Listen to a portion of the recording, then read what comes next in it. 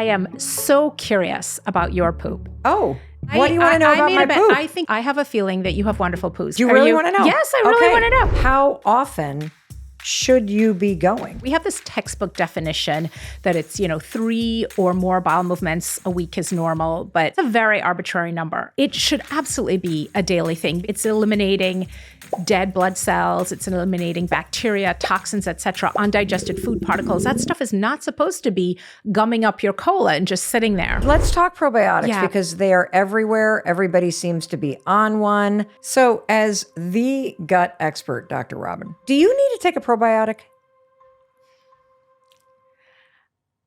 You need to eat an apple over taking a probiotic. What are the 3 small habits that you would like us to start implementing into our day-to-day life that will get our gut system working correctly? I would say it's hydration, it's movement, and it's... Hey, it's Mel. I am so glad you're here with me today. It is such an honor to be able to spend some time with you today. And I want to acknowledge you for choosing to listen to something that can help you create a better life. I think it is so awesome that you're taking time for yourself, and I love spending that time with you. If you are a brand new listener, welcome to the Mel Robbins podcast family. I'm Mel Robbins. I'm on a mission to inspire and empower you with tools and the expert resources that you deserve so that you can create a better life. And the other day, I read this crazy piece of research. Did you know that 2/3 of people have a gut issue? And you want to know the age group that is the most affected? This one really surprised me. 18 to 44-year-olds. Yep, it's not your grandparents. It's 18 to 44-year-olds. 73% of people in that age range have a gut issue. So if you're feeling bloated, or you're constipated, or you have IBS, or you're constantly popping the Tums, and you wish that you could do something about it, or maybe somebody that you love has one of these issues, well, I have booked you and me an appointment with the #1 gut health medical doctor. I think she's absolutely amazing. I'm talking 30 years of medical experience, and she's here to just set the record straight with the medical facts. She's going to say, throw out your supplements and the probiotics, because there are simple things that you can do. In fact, you should do starting today to have a healthier gut, to beat the bloat, settle your IBS, and address constipation once and for all, which you will also learn may be caused by a very surprising issue in your childhood. And you're also going to learn the extraordinary role that your gut health plays in your immunity, energy, mental health, estrogen production, and so much more. This is a master class on your gut health that absolutely everyone that you know needs to hear. So let's jump in, and please help me welcome Dr. Robynne to the Mel Robbins podcast. Dr. Robynne, I'm so fired up to talk to you today. I'm so excited to be here. Thank you so much for having me. We're going to go all things gut, not just the obvious things, but we're going to talk about gut brain, gut immune, how the gut is your engine for your entire body. It drives all the processes. And I think we're going to really give people a new way of looking at the gut and how powerful it is. Absolutely. And what I also love about your work is you take all this science and distill it down into simple things that I can do. You listening are going to be able to walk out of here and know exactly what to do to take care of your health, to make your gut better, and you're going to understand why this matters so much. So, Dr. Robynne, here's where I want to go next. It does seem like everybody I know has a gut issue. It's like the bloating and the IBS. Are you finding that in your clinical practice? Gut issues seem like they're on the rise? They're absolutely on the rise. And as a gastroenterologist, all I see are gut issues. So, I've always seen a lot of gut issues, but if we look nationally, there was a study done last year by MDVIP, and they found that 2/3 of Americans suffer from gut issues. The highest number is in the 18 to 44 age group. Why? 73%. I think a lot of it has to do with the food that they're eating. They're eating more ultra-processed foods. They're busy. They're on the go. I think there's a lot of stress, and that has a profound impact on the gut. And I think they're also more aware, which is good, right? I mean, it's good to be aware that, this isn't functioning properly. But that's the highest percentage. And what they found, the American Gastroenterological Association did a survey, and they found that 40% of Americans, and this is across the board, said that they had GI issues to the point where it was interfering with socializing, with running errands, with exercising, with having sex, with libido. Wow. And to me, the really frightening part of all of this is the AGA launched a campaign called Trust Your Gut around this. 1 in 3 Americans do not feel comfortable talking to their doctor about gut issues and will only raise it if the doctor asks. It's like, don't ask, don't tell. Because of embarrassment. And honestly, Mel, this was a reason when I read this last year, I was like, oh no, I've got to do something about this. Like, I want people to be a medical detective. Like, you turn around and take a look at that poo. You tell me what it looks like. If you need to poke around in it with a stick, understand, why do you have gas? Why are you bloated? Why are you backed up? We have to educate people about this, how this works. And the education that I see out there is mostly the biohacking, take this supplement, do, this crazy diet. That's not fixing things for people. I mean, the more that we have, I think the sicker people are. So what we really need is we need people to understand how this stuff works. Yeah. The very basic. For the person who's listening, who is in the 2/3, who are experiencing a gut issue, they love somebody who is, what is available to them if they truly take to heart everything that you are about to share today, Dr. Robynne? Not only is it possible for you to feel better in your gut, because your gut is your engine, it's possible for you to feel better in your whole body, for you to have a clearer mind and less brain fog, for you to feel less fatigued, for your immune system to work better so that you're not overreacting to things with food allergies, or you're not underreacting to things where you can't clear infection. So the gut is a thing that unites all these different organs. And that's a thing that makes me so optimistic, because unlike when you think about genetic diseases, you sort of get what you get, you don't get upset, you're dealt a bad genetic hand. But our gut is changing all the time. When we think about our gut microbiome, which I know we're going to talk a lot about, we know from a study that was published in the journal Nature in 2014, they put people on a sort of heavy, high animal protein, high fat, Atkins type diet. And then they rested them for a week and they put them on a diet that was more plant focused. And they found that within 30 hours of the food hitting the gut, things changed dramatically. The bacterial composition changed, the genetic composition changed in terms of the genes that were turned on and off. And the great thing here is you don't have to be a vegan. You don't even have to be a vegetarian. You just have to eat more plants. You have to do some basics. And in fact, the American Gut Project study from 2019 that asked the question, what do you have to do to have a super healthy microbiome? They found that the label was completely unimportant. Carnivore, omnivore, vegan, pescatarian, lacto-ovarian. It was simply the number of different plant foods people ate, with 30 or more different plant foods a week being the magic number. So you can have your porterhouse or whatever it is that you're going to have. I mean, all my vegan friends will be very upset, but from a health point of view, there are reasons to consider eating less animal protein in terms of the ethics and climate change, et cetera. But from a health point of view, you can definitely tolerate a little animal protein on the plate. You can tolerate a lot of things on the plate if you are crowding it out with enough of the healthy stuff, with some plants and some water and some movement and some of these basic things. You just said 30 plants. So are you saying 30 different types of plants, or are there 30 like ones that are better than others? Like, as the gut doctor, what should we do? 30 different plants per week. And when I say plants, you get credit for fruits, vegetables, nuts, seeds, herbs, spices, beans, whole grains, all of them. Oh, well, if we include spices and nuts and grains like that, absolutely, you could get 30 different things. Because I would imagine the variety, is the variety also important? The variety is important because they all contain different things. When we think of these phytochemicals, so you think eating the rainbow is always a good way to do it. So you get different things from the oranges, and you get the lycopene from the reds, and you get something else from the green. And so eating a variety, eating seasonally is another great way to do that, because you're not in the same sort of peas, carrots, broccoli, heavy rotation for, 365 days. And it doesn't have to be a lot either. I mean, you're getting enough from, a little handful of berries is plenty. You don't have to eat a whole quart of stuff. So as the gut expert, Dr. Robynne, what do you eat in a day? Will you walk us through like breakfast, lunch, and dinner? Absolutely.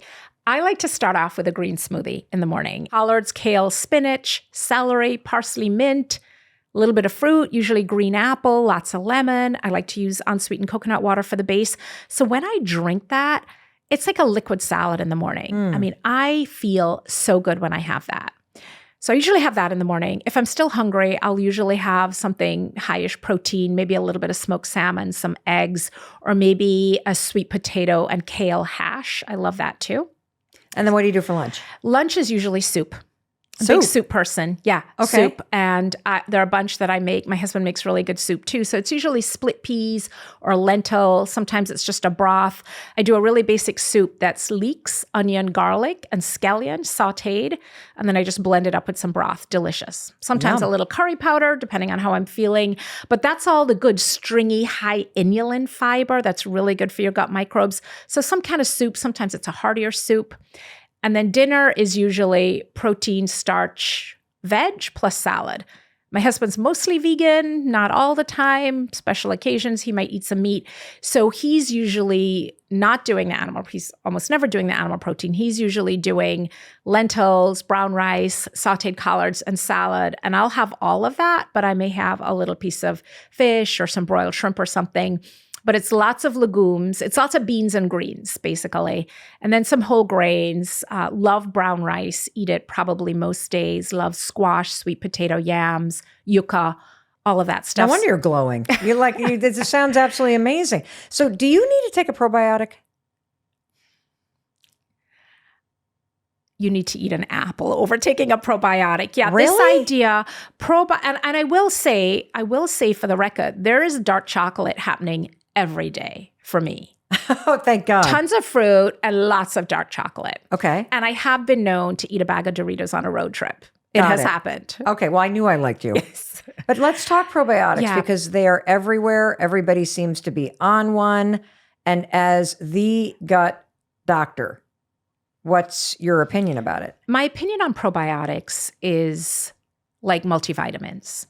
Do we have clear and compelling evidence that a multivitamin does anything for the average person? We don't. What we know from some studies is that people who take vitamins also have healthy habits. So vitamin takers tend to be exercisers and clean eaters and meditators, etc. But we don't have evidence outside of that the vitamin itself in a healthy person. So it may help, it can't hurt. Even something like a probiotic, if you're taking multiple different species, those bacteria, assuming that there are actually live bacteria in the probiotic, because there's very little regulation, a lot of times the bacteria are dead. But let's say the product does contain what it says it contains, these live bacteria. They are potentially competing for resources with other bacterial species, even the native ones in your gut that are actually working and trying to do their thing. And now they're like, oh, wait, there's not enough of, whatever resources is we need to eat. And so you can be altering your microbial composition for the worse by taking a probiotic. Oh, God. Well, I feel like I'm in the camp of everything you just said. It can't hurt. And so I'll just keep taking all these things and my body will just pee out whatever I don't need. So that's one mistake I'm clearly making. Second mistake that I'm making is I'm taking the probiotic and then I'm taking a different probiotic. And then I'm also eating the yogurt and the kimchi. And I'm just making this gigantic sort of bacteria salad. But eat the kimchi for sure. Right. I mean, we have great data on fermented foods. And a lot of this is from the Sonneborn lab at Stanford. So kimchi and sauerkraut are this powerhouse combination of pre, pro, and postbiotics. And there's really compelling data that eating even a tablespoon of sauerkraut a day can provide multiple different species, important metabolites. So this is ultimately sort of medicinal food. Wow. Things like the sauerkraut and kimchi. So by all means, keep doing that. So for sure. Dr. Robynne, what's the difference between a prebiotic and a probiotic? A prebiotic is food for the bacteria. So that's typically healthy, fibrous foods.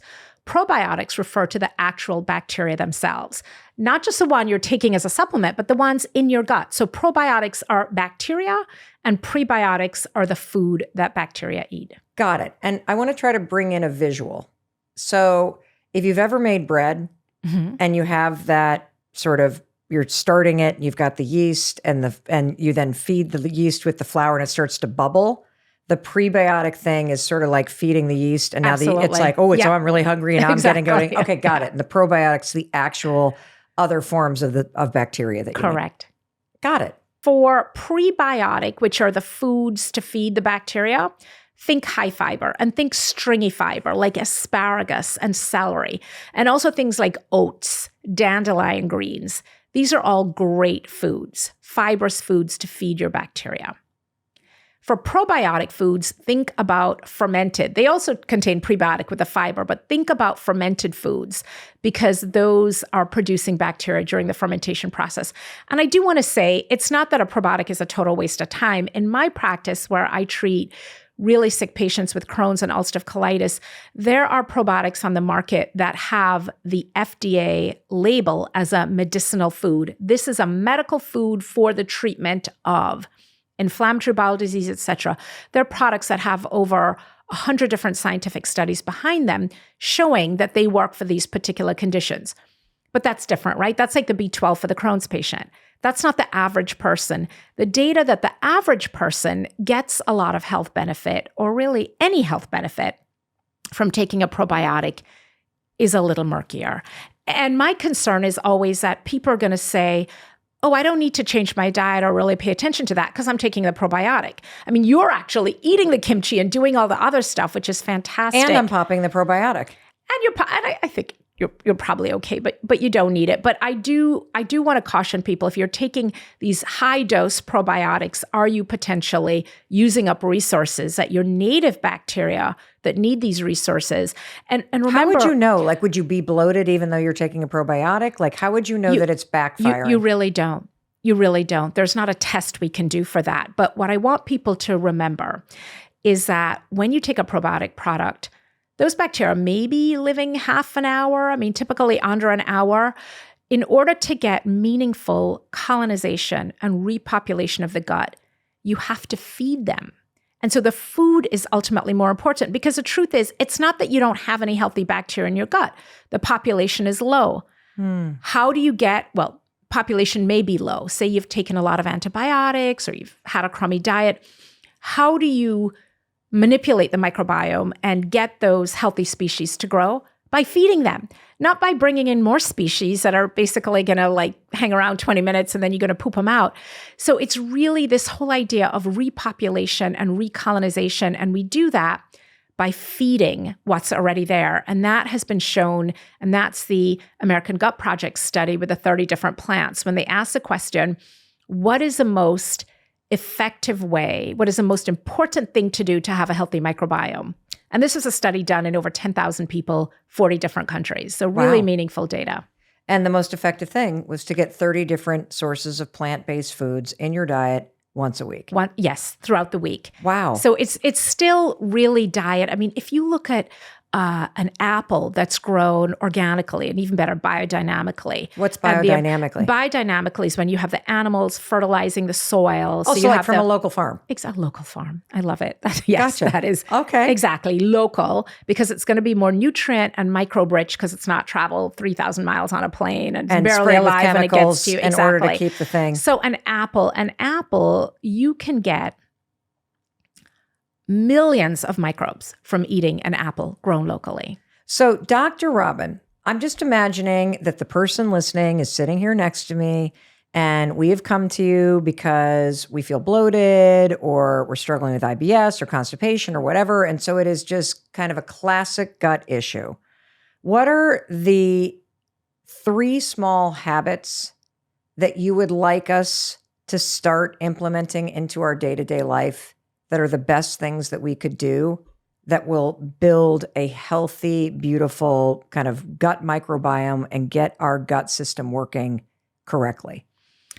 There are tons of things to do, but if I had to distill it down to 3, I would say it's hydration, it's movement, and it's fiber. And the movement, it's smooth muscle. It's not skeletal muscle, so it's not under voluntary control. But we know that movement creates nitric oxide. And nitric oxide is part of what keeps the heart healthy and keeps the gut healthy. And so the movement stimulates peristalsis. If you don't have things moving through in a timely fashion, not only do you have symptoms like bloating and constipation, but you also have stasis of those intestinal contents, and you have bacterial overgrowth because things aren't moving through. So the movement is really important. And I found that since pandemic, so many of us are so sedentary. I know that I'm not at the hospital a few days a week anymore, back and forth, where I'm probably walking 4 or 5 miles every day. I'm sitting a lot more. And I think we've seen a huge effect of that, of the effect of being sedentary on the gut. So we need to stimulate gut peristalsis. The people we see with the worst GI problems are people in nursing homes. And it's not because they're elderly, it's because they're not moving. Wow. So movement is really key. Hydration, I can't say it enough times. Plumbing. We've got to unclog those pipes. And then the fiber, because the fiber feeds our gut microbes so they can ferment that fiber, create all the healthy metabolites. And it doesn't have to be like some enormous kale salad. It can literally be grab a carrot as you're walking out the door and chomp on it. Throw an apple in your car, eat some nuts, something basic, ideally something unprocessed, right? I love how accessible this is, because based on everything that you are teaching us, your body is naturally designed to work in the correct way. It is plumbing. It's trying its best. And so if you drink water, if you get all different kinds of plant-based fibrous foods in, the research says try 30 different types of spices and foods and that. And if you simply walk more, you're saying that that's 3 things that we can do that will help over time create a healthy gut? Tremendous benefits. Tremendous. The water thing is like a drug when you really start to, and I was one of those people who for years walked around sort of dehydrated. I mean, I drink a lot if I was at heated vinyasa flow yoga or running, but other than that, I was like, I can't be getting up. I mean, I'm seeing patients. I don't want to get up every 5 minutes and have to pee. And then I started measuring and drinking 100 ounces of water. I noticed a tremendous difference. I mean, I already have pretty good poos, I have to say. I can brag. I'll show you some pictures later, Mal. Oh my God. But these, just dramatic improvement. And they perk up, like how briskly they come out because things are lubricated. I really do want to dig into having you help us understand specific gut issues like bloating and IBS and some of the things that people really struggle with. But before we go there, I would love for you to explain to us, why should we care about a healthy gut? And what I'm trying to ask is, what is it impacting when your gut is healthy and when it's not? You said earlier that there's a big connection between your immune system and your gut health, which I didn't know. And so if you could just elevate this issue for us at the highest level, like why beyond our plumbing working does your gut health mean total health? The gut immune connection is probably the most important connection for the gut and other organs. You have the gut lining, and on one side, you have the trillions of microbes in your gut, your microbiome, and on the other side, you have the immune cells.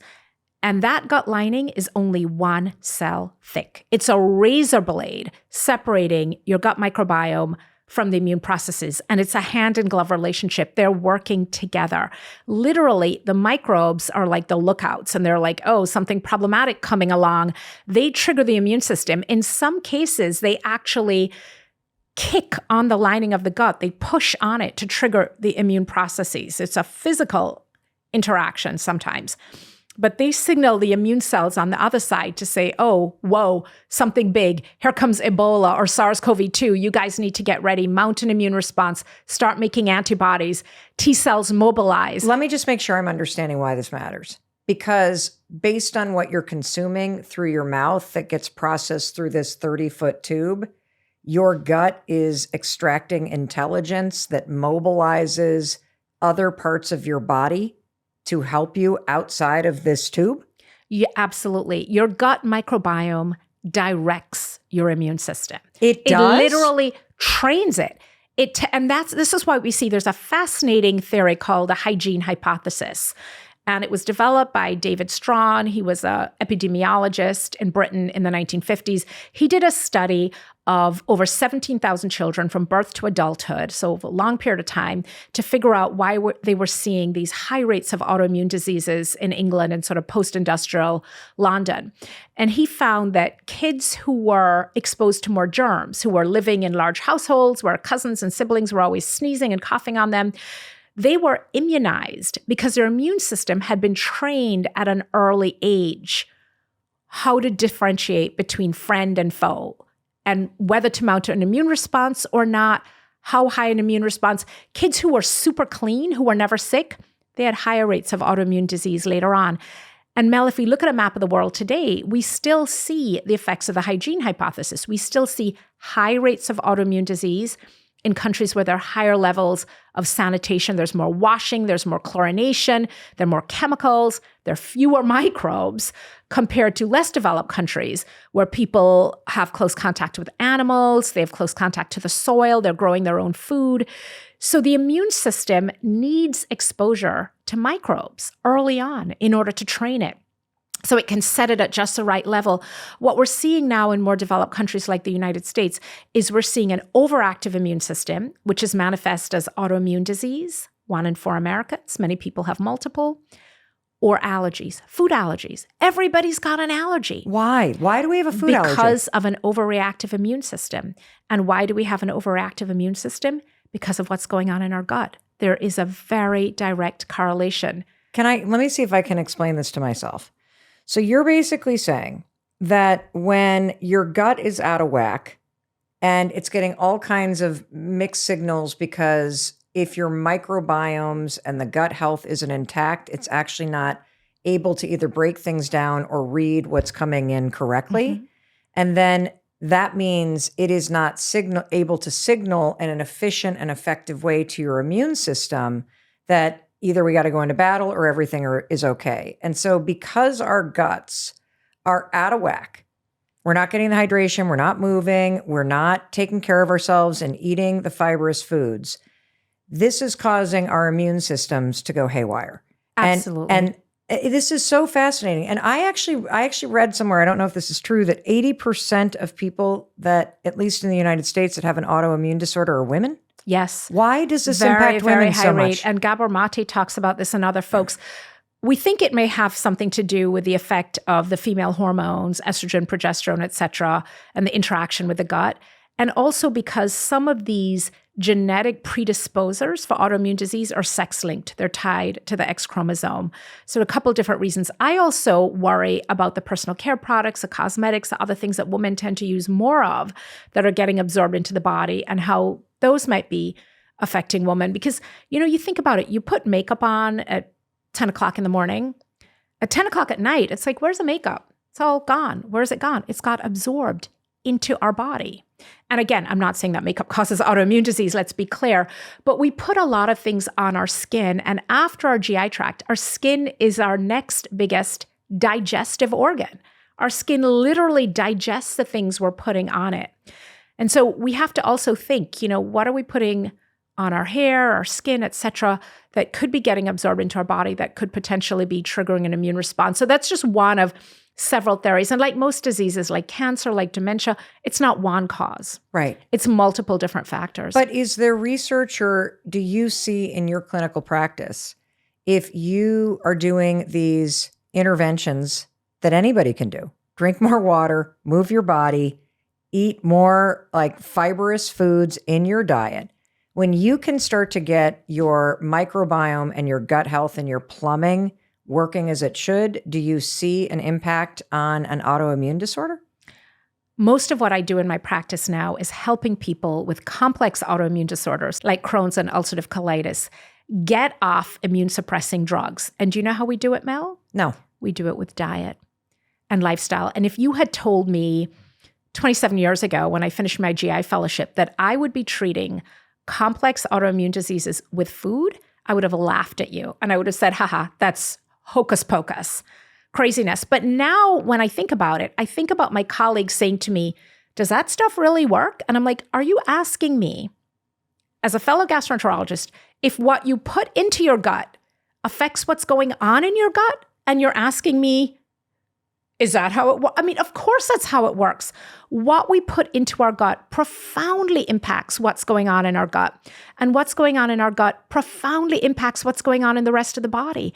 So, it is very contrary to the prevailing wisdom of all the biologics and the immunosuppressants you see advertised on television, and that's a gazillion-dollar industry. But I will tell you, Mel, we have published data on this, and we have a success rate of about 79% getting patients off of these biologic treatments. Now, I will tell you, it doesn't work in everyone, and it's a cherry-picked population because people are coming to see me, fancy GI doc, who, they've got to travel out, whatever, come and see, and they're motivated. But the intervention is what anybody could do. The intervention is what anybody. Drink more water. Oh, yeah. It's move your body. The intervention is not any special diet you have to go and buy or products. It is. I mean, we sometimes do use this very high potency probiotic, the one I mentioned that has the indication as a medical food for IBD. We'll often use that in conjunction, but it's always with dietary change. And I'll tell you the diet that I put patients on. What is the diet? It's similar to what I eat. It's a green smoothie in the morning. And I tell them, if you do nothing else, do this green smoothie, get in your 3 leafy greens, a little celery, the parsley and mint are for me just for flavor, fruit, ice, little lemon for taste, get that in the morning. And I usually start people on about 12 ounces, and then I work them up to 40 ounces of this green smoothie. Okay. And it's all just stuff you buy at the supermarket. And I always felt like I was sort of alone out there in the wilderness saying, eat food, real food, it will make a difference. So green smoothie in the morning. And I tell people, look, if you're still hungry, have some eggs, make an omelet, definitely have something else for sure. Yeah.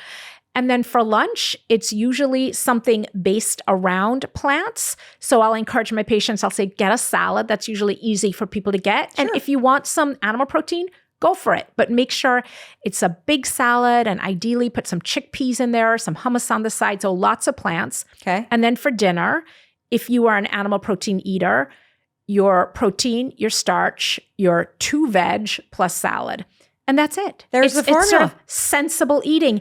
And it's also getting people to cut down or ideally eliminate the ultra-processed foods, the packaged foods with all the emulsifiers. In my neck of the woods for autoimmune diseases in the GI tract, we see that the emulsifiers, the soy lecithin, carrageenan, those things are particularly bad for the gut.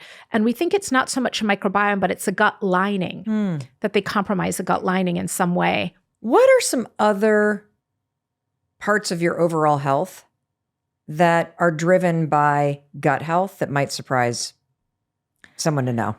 Your estrogen levels. I did not learn this in medical school. When I found this out a decade or so ago, I was mesmerized by something called the estrobolome. And the estrobolome refers to a collection of bacteria in your gut that metabolize estrogen.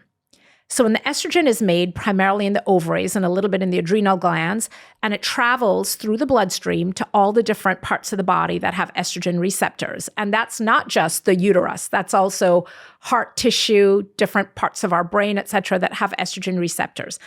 And then the estrogen that's not used gets transported, it gets into the bile, and it gets excreted into the gut, and it gets recycled through the gut. So there's certain bacteria in the gut that help to recycle that. Some of it gets excreted out, and some of it gets reabsorbed back through the lining into the bloodstream. If the estrobolome is disrupted, you get higher levels of reabsorption than you should, and you end up with a situation called estrogen dominance, where you have too much estrogen on board.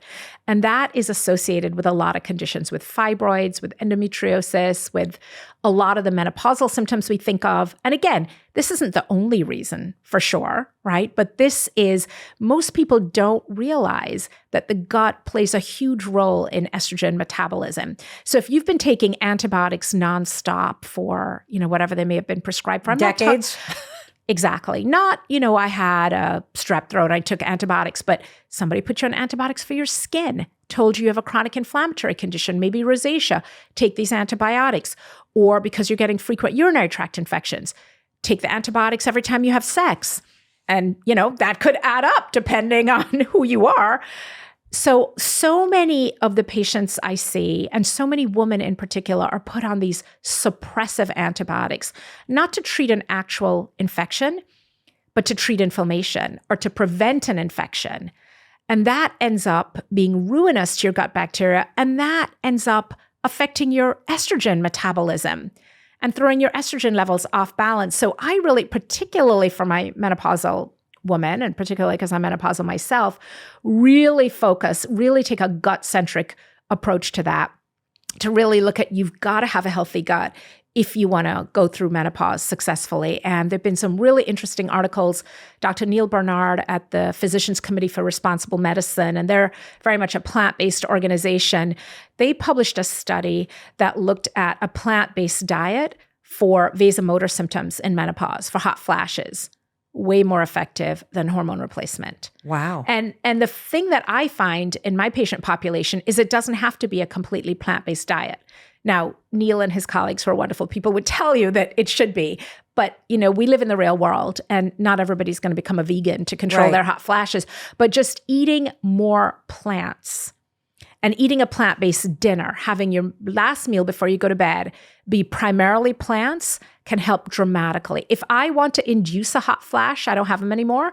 But if I want to induce one, I have a porterhouse steak and some red wine at night. I was just going to say the same thing. Up all night. I was just going to say the same thing. Because digestion is such an active process, and particularly digesting animal protein that's high in fat, high in protein, requires a lot of blood flow, a lot of enzymatic activity that leads to a lot of dilation and flushing. And of course, the alcohol is going to vasodilate you too. I think you just inspired me to make a major change, especially during the weeks that I have like a really big workload, or I'm traveling for work. So I got to get up in the morning and give a big keynote in front of thousands of people.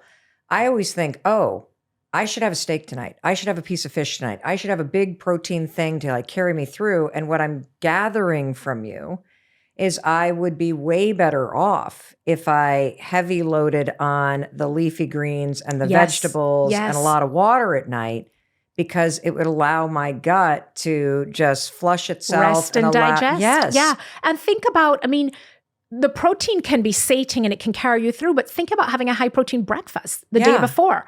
Like have an omelet the day before, or have more protein at lunch, but then for dinner, really lighten it up early and light. Soup and salad. Perfect. I love this because so many of the experts that have come on, because we've been talking to a lot of people about hormones and menopause, and for women in particular, how you age well so that you have energy and you're strong and you're able to be like vibrant and as you age. And so much of the message is about resistance training and just lots and lots and lots of protein, right? And so I think really trying to get the big protein in the morning and at lunch is the way to go. But I'm learning so much. Can you explain the connection between the gut and the brain to the person listening?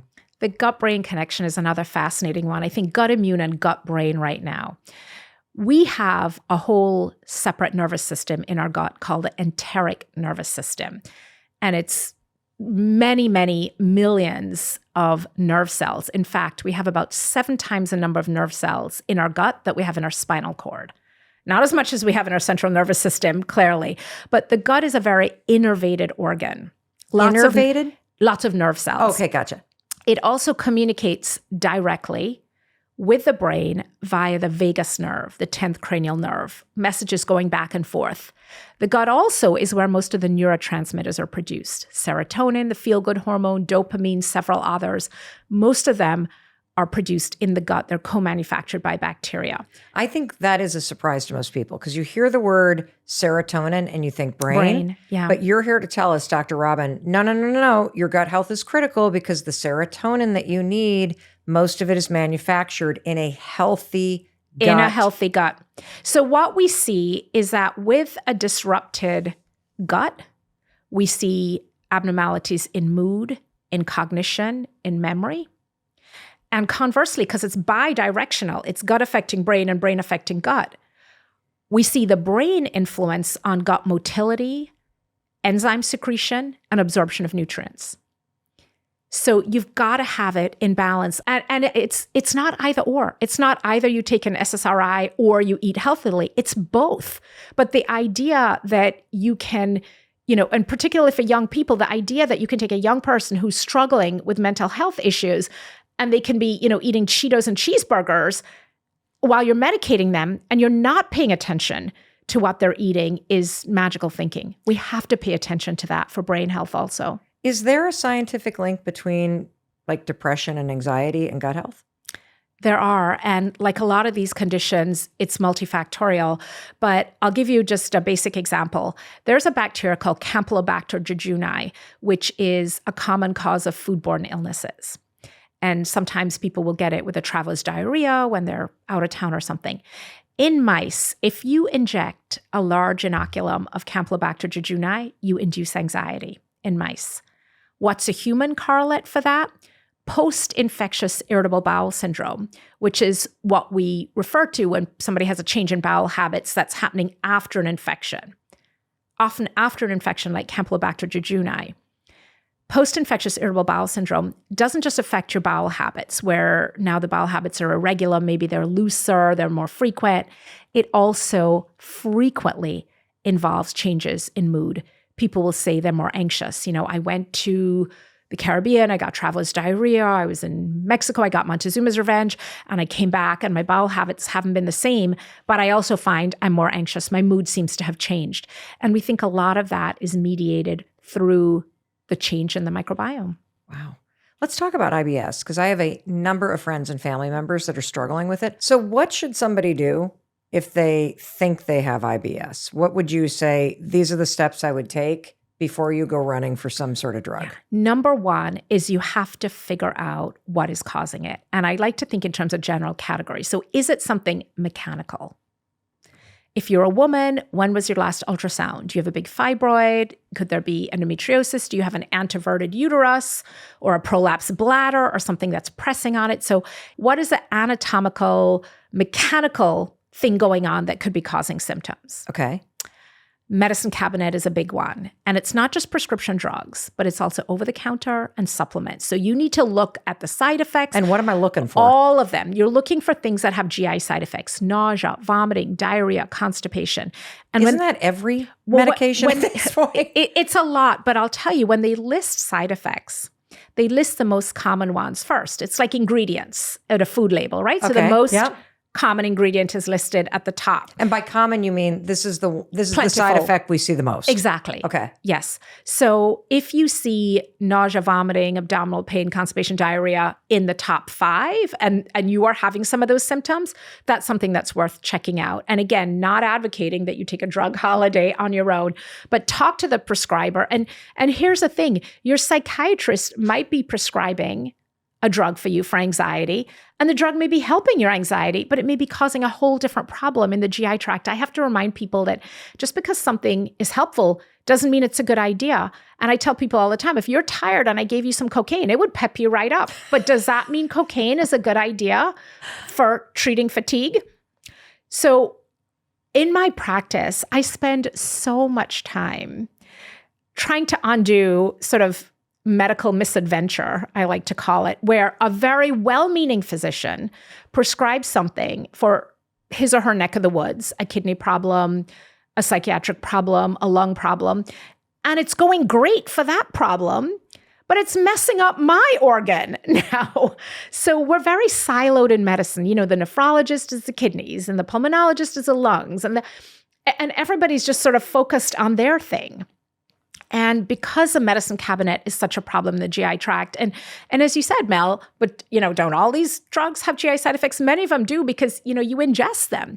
So they potentially affect the pH of the gut, they potentially affect the gut lining, and they potentially affect the gut microbiome. And then those things affect the immune system, et cetera. So it becomes a sort of whack-a-mole, like you whack one problem here, your high blood pressure, fantastic, the blood pressure is controlled. Now we have a problem over here. So we whack that with another medicine. And so it's polypharmacy. And when I see people, the first thing I want to figure out is this a side effect I'm treating? Because it often is, right? So is their constipation or their bloating a side effect of a medication they're taking? And the sometimes challenging thing is people don't want to hear that. They want like the magic potion, like give me the magic supplement probiotic that's going to make this all go away. So I have people bring their medications, their over-the-counter, the supplements, everything, and I lay them all out on the table. And the people in my office always laugh because I always have my rubbish bin right next door because they're like, oh, this is going to fill up. And I'm like, okay, this one, what's this one for? And to be clear, I would never tell somebody to stop a prescription medication that I didn't prescribe. I tell them this one you got to talk to your prescriber about. But I divide it up. And usually by the time I'm done, it's a pretty small group that's left. What is kind of the first thing that you're like, no Advil, no aspirin, no this, like the thing that people take all the time? You got it, the non-steroidal anti-inflammatory drugs. What is that? Advil, Anacin, Aleve, ibuprofen. So when we look at the emergency visits for gastrointestinal bleeding, number one cause. Too much ibuprofen. Wow. People don't realize that over-indexing on this stuff can cause fatal gastrointestinal bleeding. There was not a weekend on call when we were not in the intensive care unit with our scopes trying to stop dramatic, near fatal gastrointestinal bleeding. Wow. So these drugs can be potentially really dangerous. You have to be careful with them. And I'm assuming that if this is kind of the detective work you're doing, that it's still the same three things that you would recommend in terms of movement and water and diet to overcompensate. But you gotta, you can't fill a bathtub with the stopper out, right? So if you're trying to improve gut health, fill the bathtub, you have to make sure that it's stopped up, that you're not draining all the good stuff you're doing out. So I like this concept of personalized medicine, but personalized medicine, not in the sense of like, all these wonky tests and supplements, but personalized medicine in terms of sitting down and really figuring out what are the things that you're dealing with and what is a background noise? What is a platform on which your symptoms or illness live? Is that platform standard American diet, only eat a broccoli floret once a week because you're only vegetable? Is it massive amounts of antibiotics in childhood, as was the case with my daughter? Is it really sedentary and no time outside? So you've got to look at that platform, see what you can change, and then start to add on, right? You don't just start adding on all the medication without really, and even thinking about the other medication. How are these 4 other medications you may be taking for high blood pressure or something else, how are they affecting the liver? I think this is so amazing because I hope as you're listening to Dr. Robynne, you're waking up and realizing if I can get the 3 kind of main things right, it probably creates a foundation for better health overall, which helps me sort out what I should be doing and what I shouldn't be doing. So, Dr. Robynne, here's where I want to go next. One thing that I want to talk about with you today is poop. Like, what should we be looking for? What's healthy? What's not? My favorite thing to talk about. And Mel, I am so curious about your poop. If you are willing to share, I know I'm not the only one who wants to know, like, what are Mel Robbins' bowel habits like? Well, I'm the kind of person, you ask the question, I'm going to tell you. So I'm happy to talk about my poop. I have a feeling that you have wonderful poos because you have this glow. You seem really healthy. Do you really want to know? Yes, I really want to know. So I am a once a day person. Excellent. I typically go in the morning and I have one of those little stools that the squatty potty. that you put up. And if I can't find a stool, like if I'm at a hotel, I pull the little garbage can over and stick my feet up. I have like a very, I think it's healthy. I mean, I don't even know what healthy poop is. I just know that when it comes out kind of in one shape, perfect, and it's somewhat soft and held together, and there's not a lot of strange objects in it, that's probably healthy. I don't like it. Like if I have a situation where I'm not doing well and I'm super stressed, I might go a day without pooping, but typically never more than a day or 2.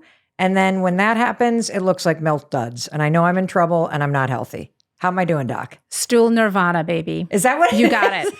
Stool nirvana. You hit so daily, good color, formed. And it also sounds like you feel good when it comes out, right? There's that feeling of like, yeah, I emptied, I detoxed, I'm good to go. And I'm pretty efficient. Like I don't spend a lot of time in there. I can get in, I can get out.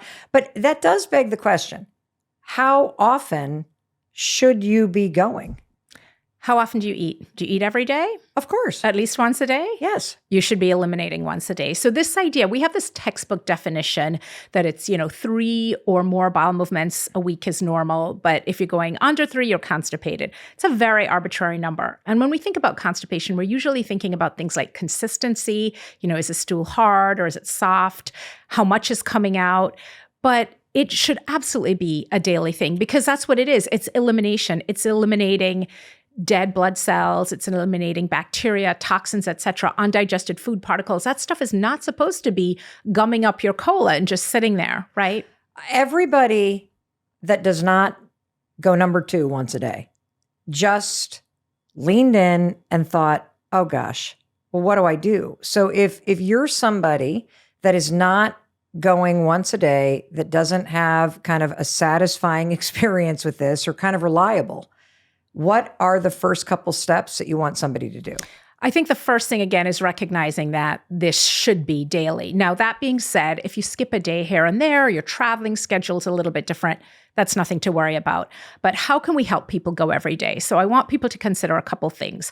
What they're putting in, how they're stimulating the gut, and that's primarily with movement, and what they might be doing that's slowing things down, the gut motility. So what you're putting in, you want to make sure you're putting in enough fiber. You want to make sure you're putting enough water, liquid. It's plumbing. The GI tract, it's pipes. In fact, a plumber was at my house one day fixing something and I was standing over him and he kept looking at me and he was like, are you checking what I'm doing? I'm like, no. We're just in the same business. You just make a lot more money than I do. So I'm just looking at what you're doing here. But it's plumbing. It's one long pipe from north to south, about 30 feet long, and things get clogged along the way. And what do you do when your pipe is clogged? Thin liquids, lots of water. So I tell people my rule of thumb, half your body weight in ounces of water as a minimum. And that's just plain water. We don't need electrolytes in it. We don't need flavoring. Those things often are irritating to the gut. So just plain water, half your body weight in ounces of water as a minimum. And that makes a tremendous difference. I can probably solve 50% of the constipation I see in my office just by getting people to hydrate. Wow. And by the way, as you know, great for your skin and everything else, right? So many of us are walking around dehydrated. So takeaway number 1 for me already is thinking about your gut system as a 30-foot long plumbing system that starts with your throat, moves all through your body, and right out the chute at the, at the bottom.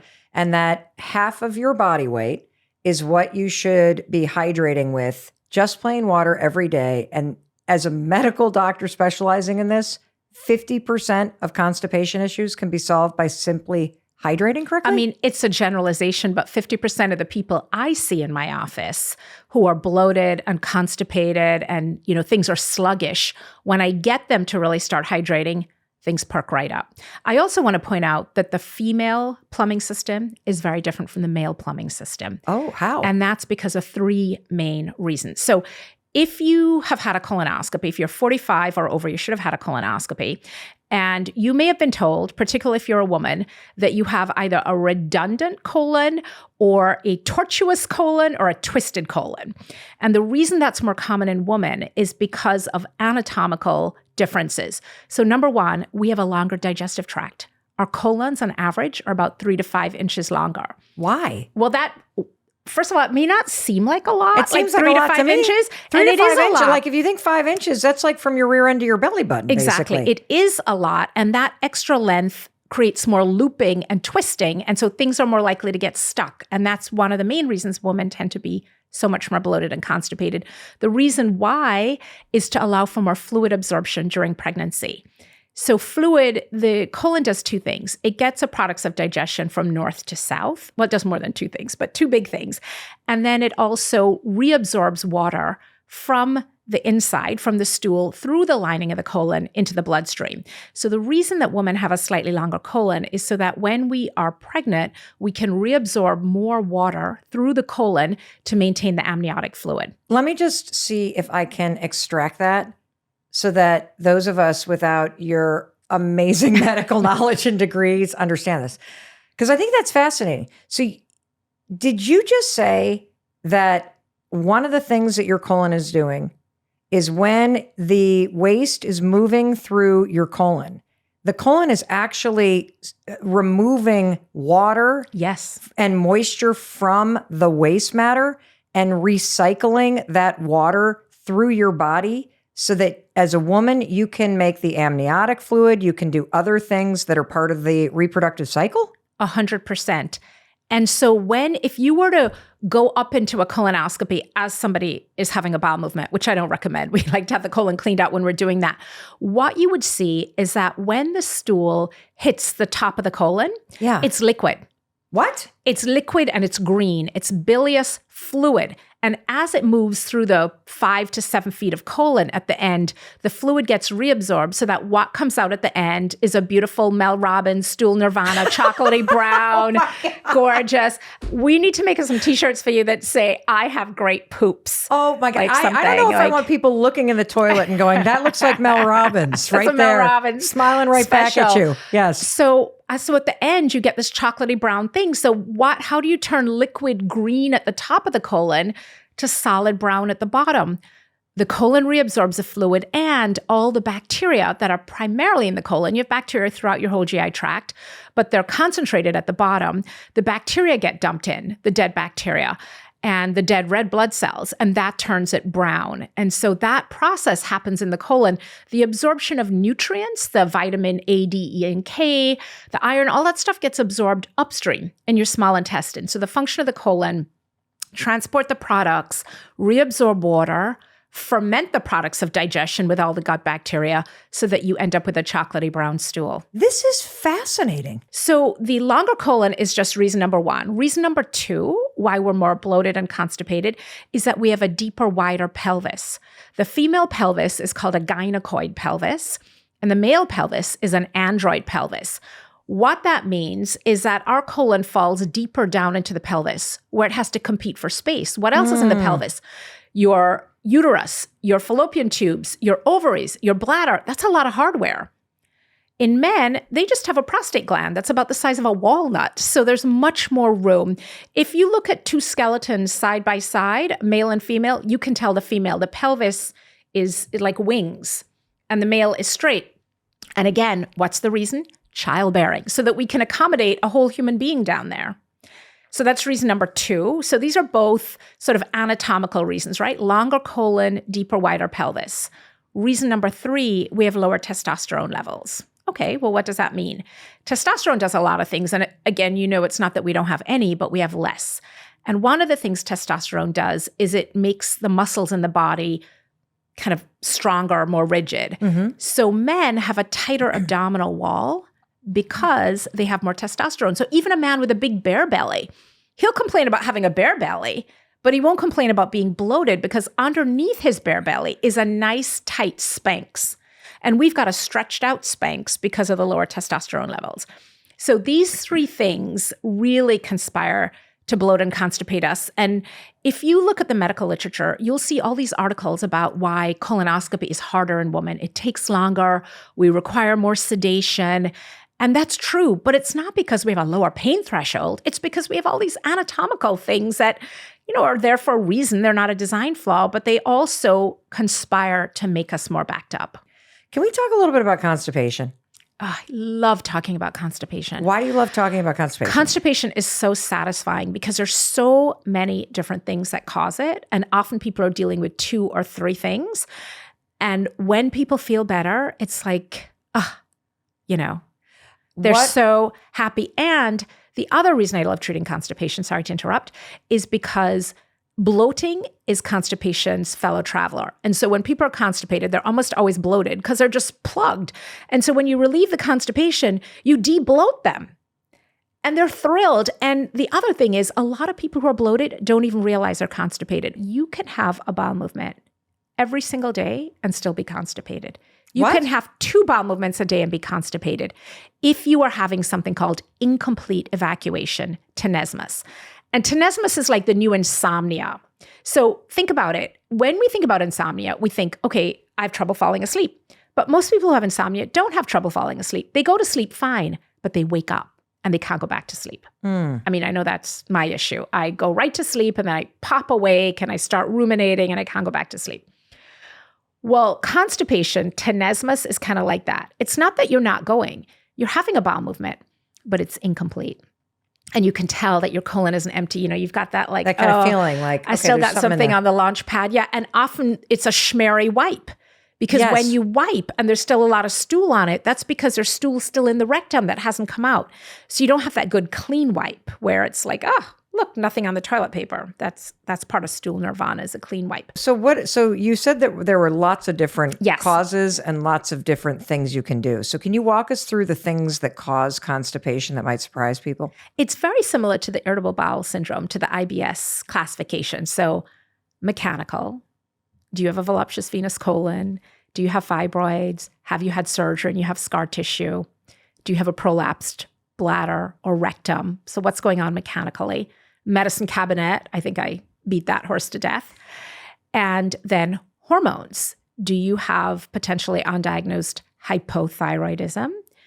Do you have, are you early menopause and now you're more constipated because of that? And remember, perimenopause starts like 10 years before you stop having your period.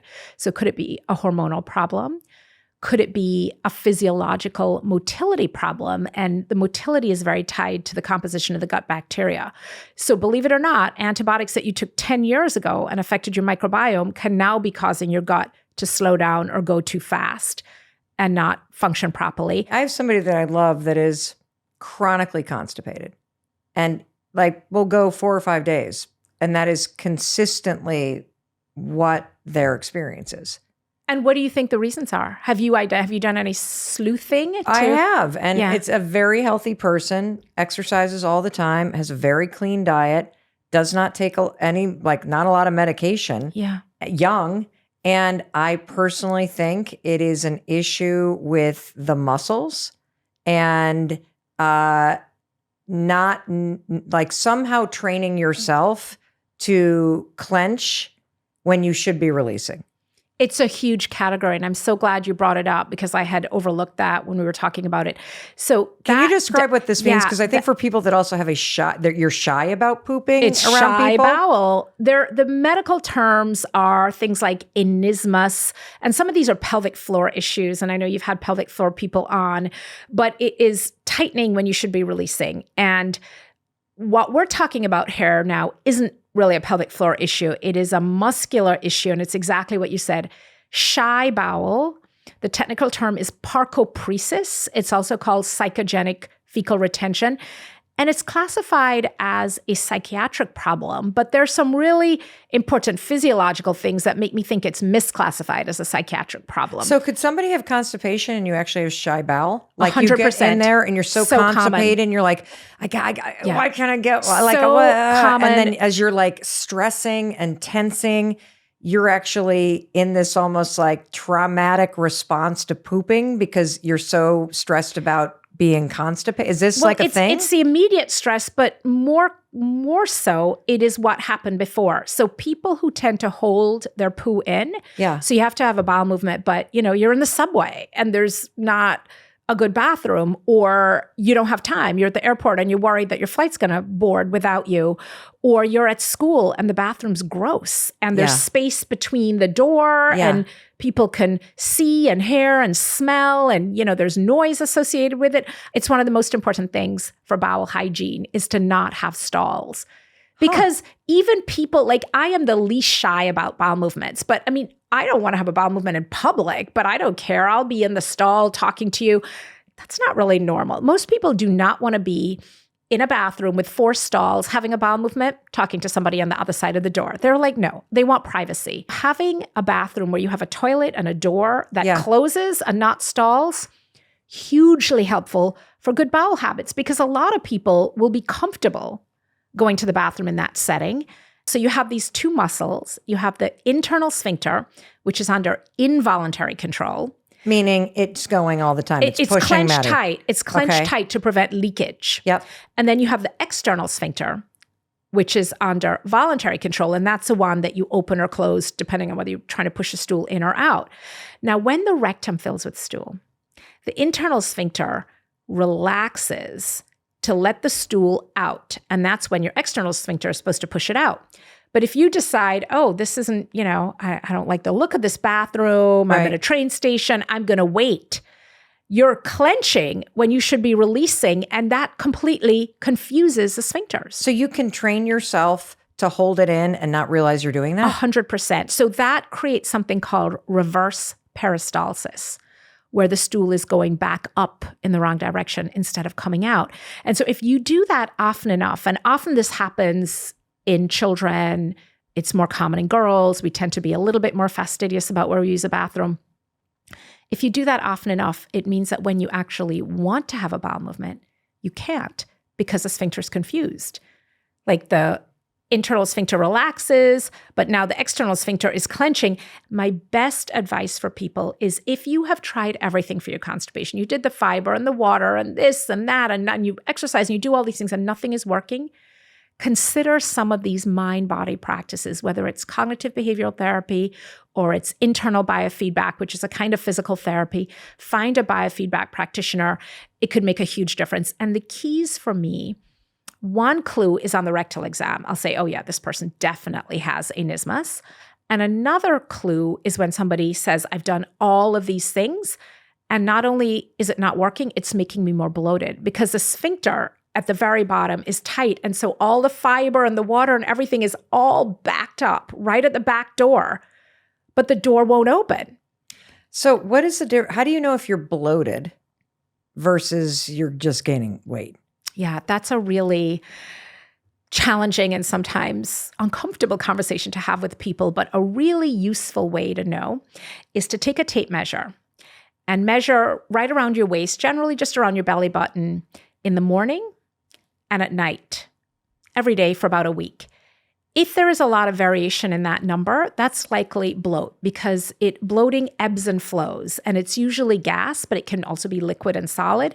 If it is belly fat, that number typically won't vary by more than an inch. Wow. And sometimes people come and they have an apple shape, skinny legs, big belly, and they think they're bloated. And on exam, I can also tell because fat feels different. Yeah. And when you auscultate and you percuss and tap and you auscultate and listen, I can tell fat from gas. But if somebody's out there and they're not at the doctor, measuring the waist and seeing if it ebbs and flows, and people will send me pictures, and typically it's flat to fat from morning to night. So they're flat in the morning, and then they send me pictures at the end of the day and they're super bloated. What are some surprising foods that cause bloat that we might not know cause bloat? Yogurt. Yogurt? Yogurt. Because somewhere between 60 and 70% of the world's population is lactose intolerant. And some people know it because they have really smelly gas and it's immediate. But many of us lose our ability to digest dairy over time because we're not baby cows, so we're not really meant to be or designed to be drinking this. The lactase enzyme is along the brush border in the small intestine. And if you have an acute infection, that can knock it off and you lose it. And just as we age over time. And so people might have tolerated dairy really well, and now they're not. Or their dairy would mostly be cheese and yogurt and things that don't have as much lactose. They're not drinking big cups of milk. But dairy is one that a lot of people think of as a health food, and it can be, right? It's a fermented food and so on. But so often people are not tolerating the dairy, and so they're having all this yogurt every day. It's a convenient, quick, portable, delicious source of protein. So many of my patients, I'll see some form of dairy, either yogurt or cottage cheese, or trying to get their protein up every day.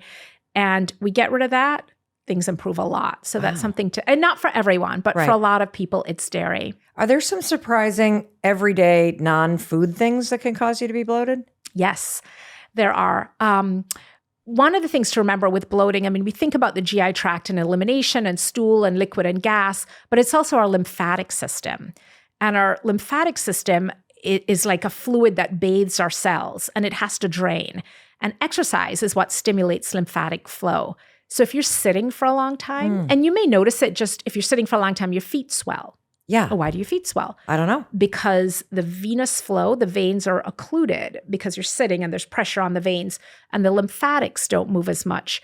So moving around, exercise, really important for lymphatic flow, really important for debloating. And then there's things like salt in the food, alcohol. And alcohol's a big one because it irritates the gut. That can lead to inflammation. That can lead to fluid retention. It also dehydrates us, and then that causes fluid to shift and puffiness, things like that. But exercise is another big one for bloating. When somebody comes and sees you, Dr. Robyn, and they just are really, really bloated, and it's not a big serious issue, it is something that they're experiencing.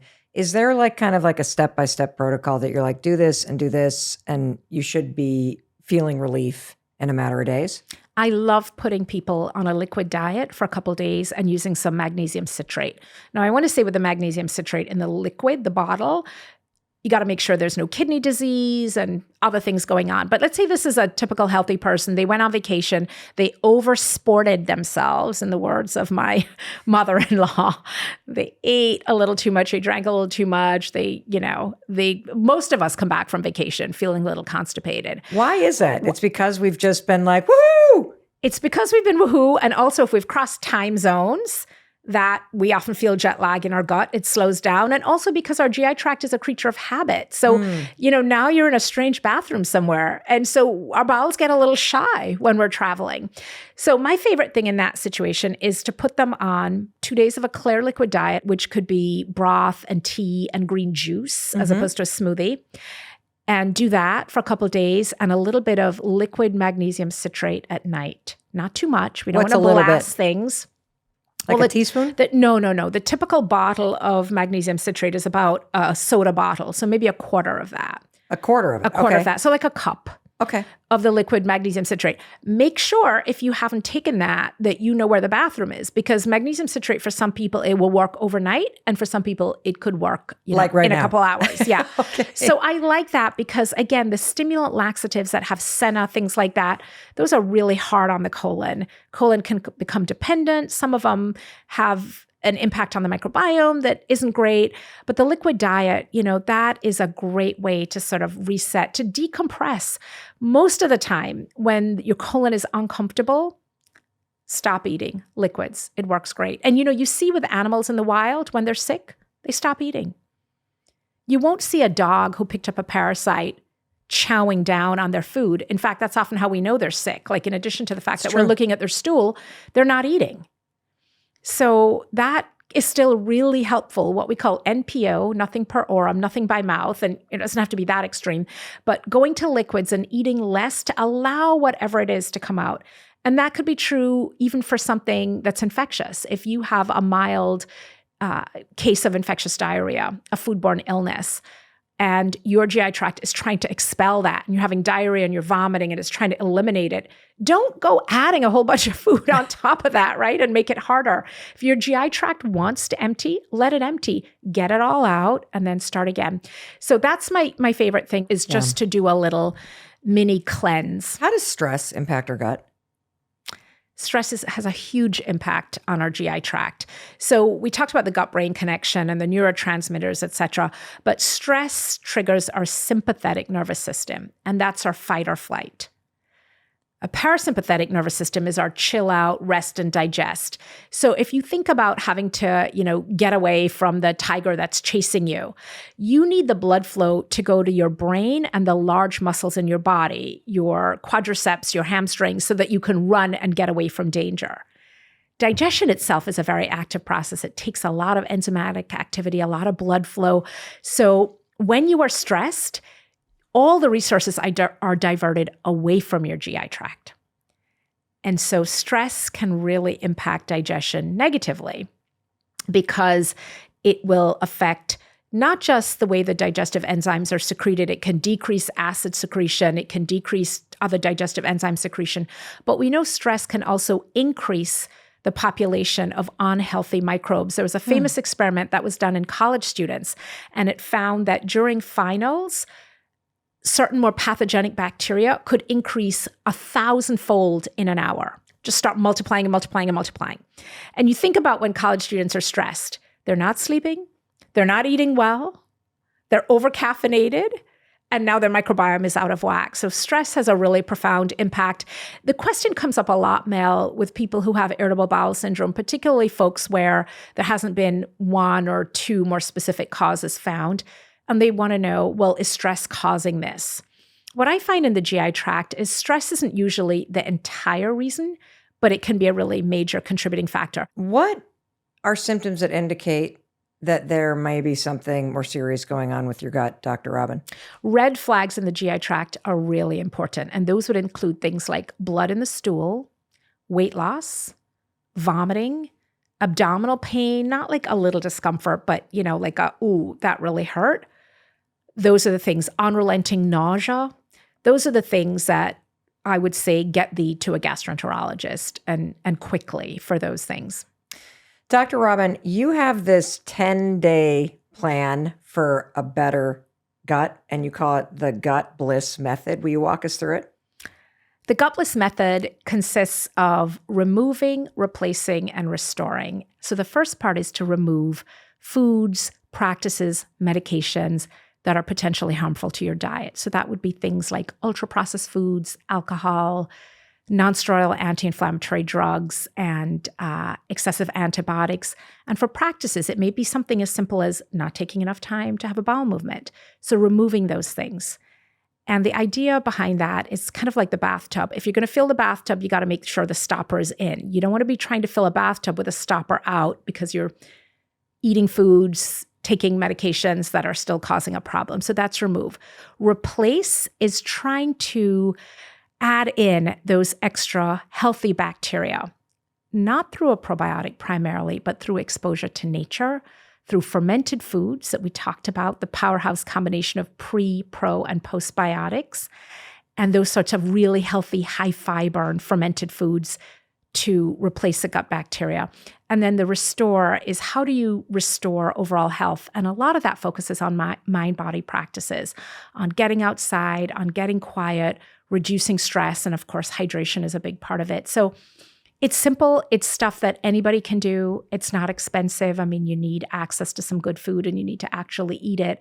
But what I find, whether I'm seeing a patient who has complicated Crohn's disease or somebody who's just a little bloated, it is incredible how much of a difference these basic principles make.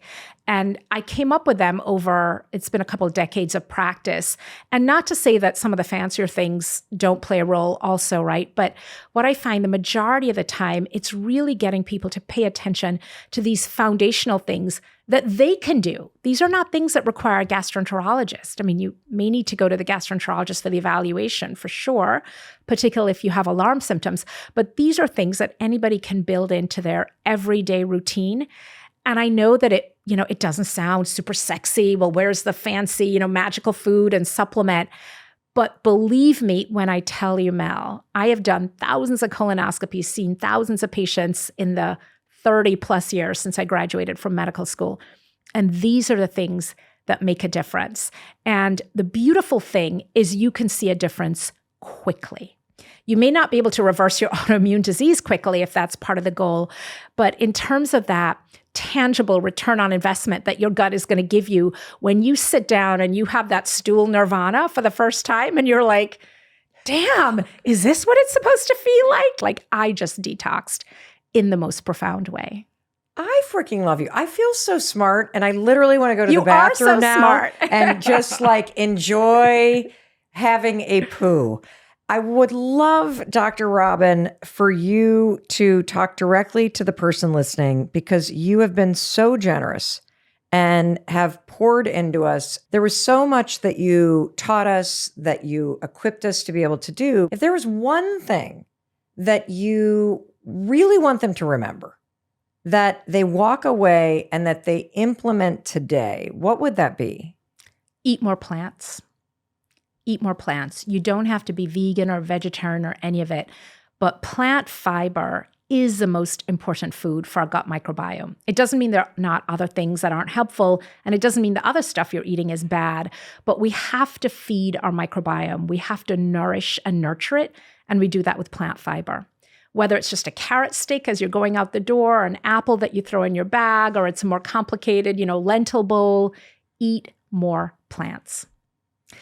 You know, Dr. Robyn, I often remind everyone that some of the best people that you will meet, you haven't met yet.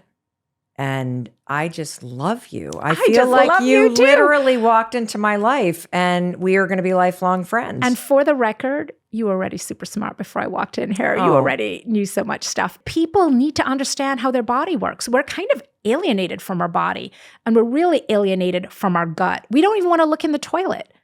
I'm like, how can you not look in the toilet? It's like tea leaves. Like, it's telling you something.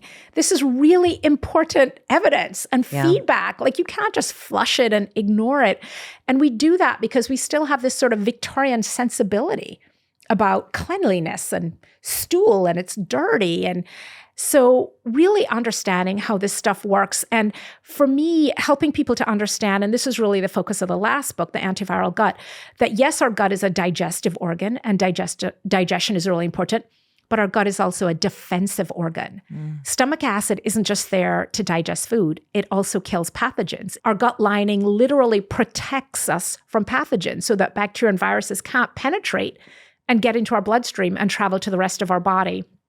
Our stool eliminates not just waste matter, but toxins. So there's a huge defensive element to our gut. And if we want to stay healthy, we got to keep these defenses going. We got to protect these defenses and understand them. So I'm so grateful to have a chance to come on and explain all this stuff. I'm so grateful that you're here. And so the person that was listening to us didn't just feel smarter. They felt seen. They now understand themselves. And more importantly, you know what to do and you know why this can work and why it matters. And that means somebody's going to try it.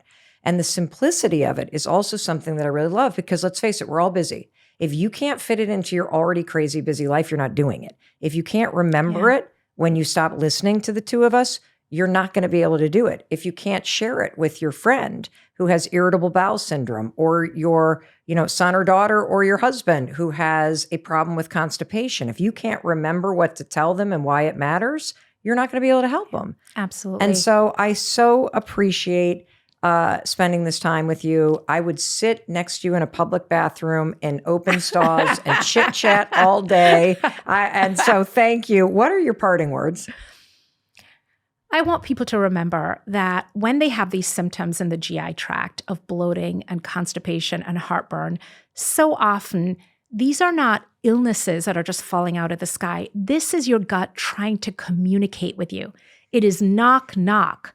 In the case of heartburn, why did you have that porterhouse steak at 11 o'clock last night and the 2 glasses of red wine? You should have had that at 1 o'clock, had a salad at night. So it is your GI tract giving you feedback. Why is it giving you feedback? To keep you alive, to keep you healthy, to protect you, to try and prevent you from doing it again. But what do? We don't listen. We just block acid and keep on going. Now, there are, of course, these alarm signs, right? Blood and severe pain and so on. But most of the symptoms, the common symptoms, the indigestion, the constipation, the bloat, these things, it is your GI tract saying, knock, knock, and trying to communicate with you. And my whole goal is to translate this stuff, to basically teach people gut language. Let me tell you what your GI tract is saying and how you can respond. And once people do that, they don't need me. And that's the goal, right? I'm superfluous. I'll just see you at the farmer's market. Hey, what's up? Or in a public bathroom. Hey, exactly. We'll be chatting. Robyn? You should not, if somebody is continuing to come and see me year after year after year, aside from chronic autoimmune diseases, it means I'm failing. I'm not doing my job. If I was seeing you for constipation 10 years ago and you're still constipated, you should fire me because I needed to have given you the tools. I needed to have translated for you so that you now speak gut ease and you understand and you know exactly what to do. Dr. Robyn, thank you, thank you, thank you. And thank you for tuning and for sharing this. I know you're going to share this with so many people in your life. Didn't you freaking love her? And for the record, I would be next to you in a public bathroom stall too, talking off my whatever with you because I love you. I believe in you. And what I'm so excited about is you now have world-class medical facts and understanding from literally the number one expert on this. so you can empower yourself from the inside out to activate the natural intelligence of your body. And you now know all the health implications and how positive it is. So go do it. Share this episode, please. And I can't wait to see you again soon. Hey, it's Mel, and I want to thank you for your time and attention today watching this remarkable episode with Dr. Robynne. And if you enjoyed this episode, I have the perfect thing for you to watch next, because I think you remember there was that moment where she talked about the gut mental health connection. Well, how about we dig into that? I did an episode with Harvard's Dr. Chris Palmer about the gut-brain connection that will blow your mind. He is using nutrition to help people with mental health issues. It is amazing. And you can click that video right here. I know you're going to love it.